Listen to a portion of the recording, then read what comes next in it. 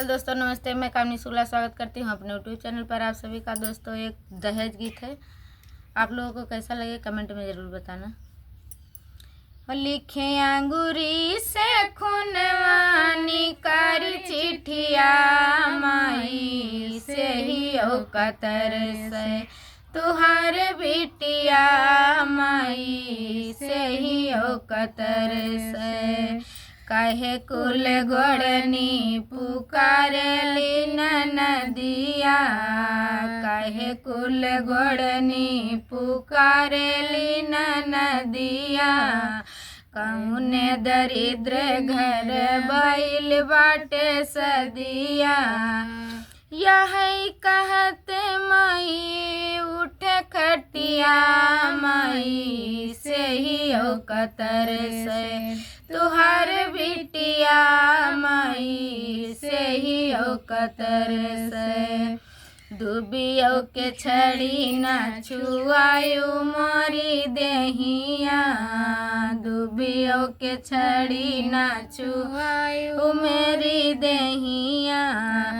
अब तो परत बाटे ऊपर बढ़निया अब तो परत बाटे ऊपर बढ़निया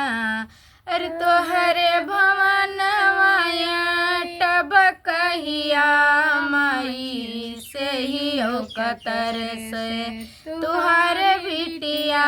माई से ही ओ कतर से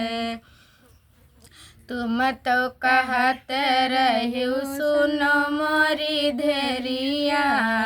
तुम तो कहत रहियो सुनो मोरी धेरिया तुम का मंगाई ले लगत जोरिया तुम का मंगाई ले लगत जोरिया चिट्ठिया न देहु माई बीती गईल तिथिया माई से ही ओ कतर से तुहार बिटिया माई से ही ओ कतर से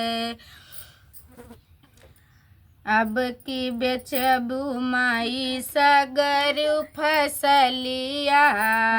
अब की बेचबू माई सगर फसलिया जल्दी दजतू माई मोटर साइकिलिया जल्दी दजतू माई मोटर साइकिलिया नाही तो पैबू माई हमर लसिया माई से ही ओ कतर से तुहार बिटिया माई से ही ओ कतर से